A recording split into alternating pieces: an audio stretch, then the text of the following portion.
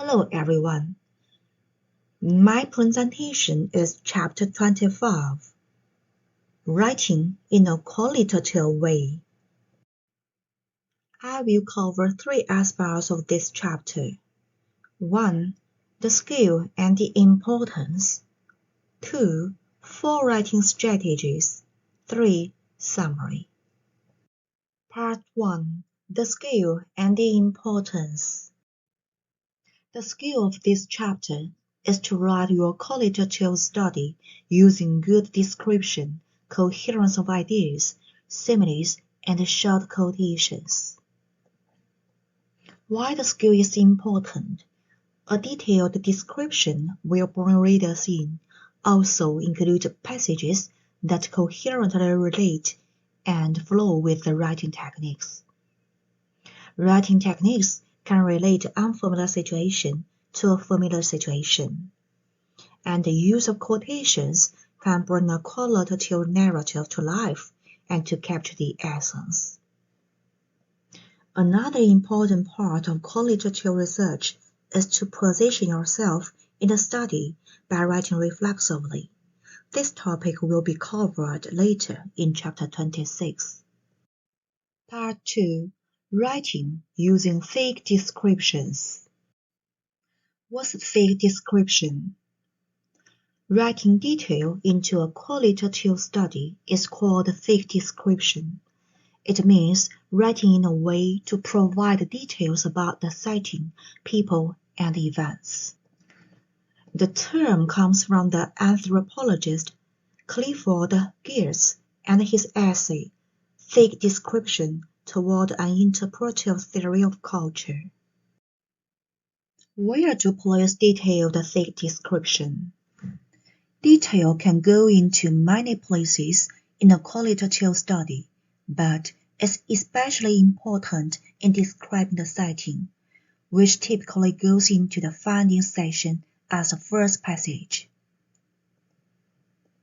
It's also important to place the detail into the theme passages to provide an element of realism to the discussion. Here are some examples of detailed description that you might place in your qualitative study. 1. A place or physical description of the setting that might begin by circling outside of place and then moving inside. 2. An artistic description, such as found in music or in comic books. 3.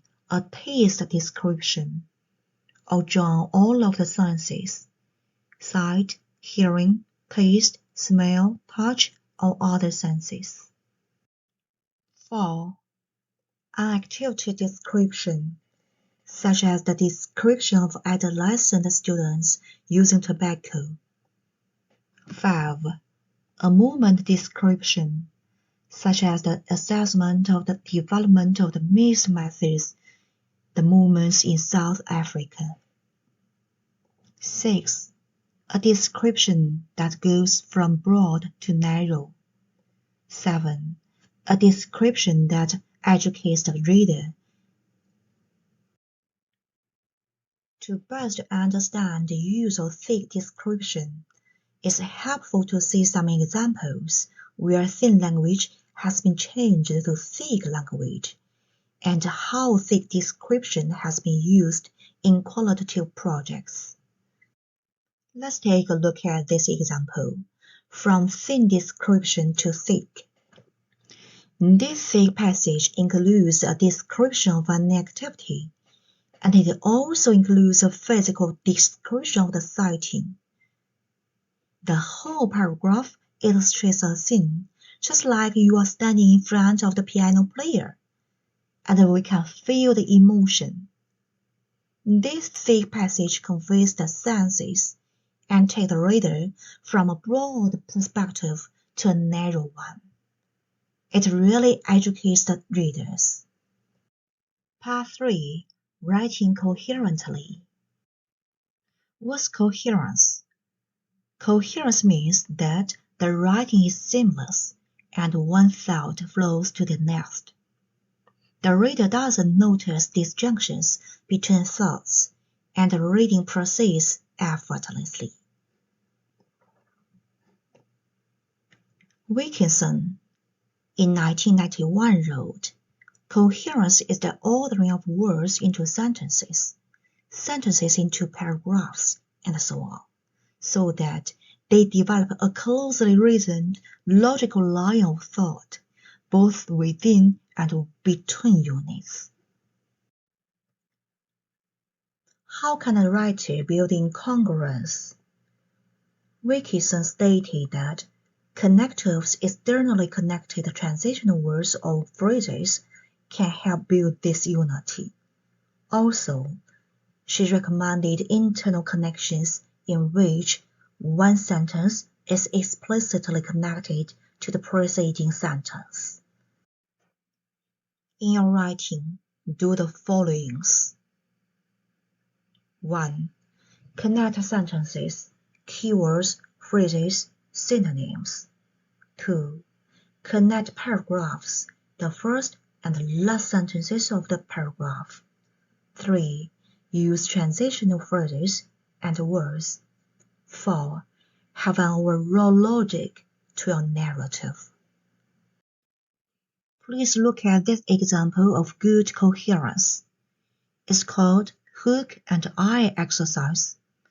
This is an approach to viewing coherence in the written passage, first introduced by Wilkinson in 1991, that Joel incorporated into his section on writing strategies in his earlier text in 2018. When you look closely at this figure, several words in the passage are encircled and are connected by unidirectional arrows. The author stays focused on students, and each hook and eye connect a word student or synonyms for students in each sentence. This all enables the reader to follow the central topic of students through a paragraph. Then, each paragraph is connected as well to keep the focus on students. The writer intentionally included the word student in each sentence and across paragraphs to provide coherence to writing. Now, let's look at another example for comparison, which illustrates how the writer didn't provide much congruence in the discussion. Look at this passage. In terms of the transitional phrase, only one is provided, therefore. Also see the passage in terms of the connection of ideas. What ideas are being connected? And finally, does the passage skip around from topic to topic, build large ideas and draft sub-ideas? It's obviously that this writing is not a good qualitative writing. Certainly, writing coherently will help move the action along quickly, and the sentences need to connect as well as the entire paragraphs. Part 4. Writing using similes. If you notice, many prose writers use similes to convey thoughts. They often find their way into qualitative projects. Similes make a comparison between two things using words such as like and as. For example, like is used in this sentence by Creswell. They can be distinguishable from metaphors that don't use these words but still make comparisons. For example, is used in this sentence. This room is a refrigerator. Part 5. Writing using quotations. Another aspect of good writing is to use quotations to provide evidence. You need to consider whether you will use short, medium, or long quotations and introduce them into the qualitative narrative. In most of our qualitative studies, we have used short quotations just with a few words or phrases. What might be quotable material may differ between your perspective and ours, but consider phrases that seem to capture in a few words the key ideas of a theme, and then tag them with a code in your data analysis. Quotations of entire sentences or entire paragraphs are more difficult to use as evidence for themes. The way around this is to lead readers into the passage and then lead the reader out of the passage with the words that focus their attention. Please look at this example of writing using quotations. It illustrates using short quotations and leading the reader into and out of the passage in a theme section, which titled Trauma Has Affected Me Too. Part 6. Summary. In this chapter, the writer mainly introduced how to write in a qualitative way. Using writing conventions typically used in qualitative research is part of good writing. All in all, there are several writing strategies that should become part of your approach to writing, which are using thick description, writing coherently, writing using similes, and writing using quotations. Examples are also presented to help us understand it.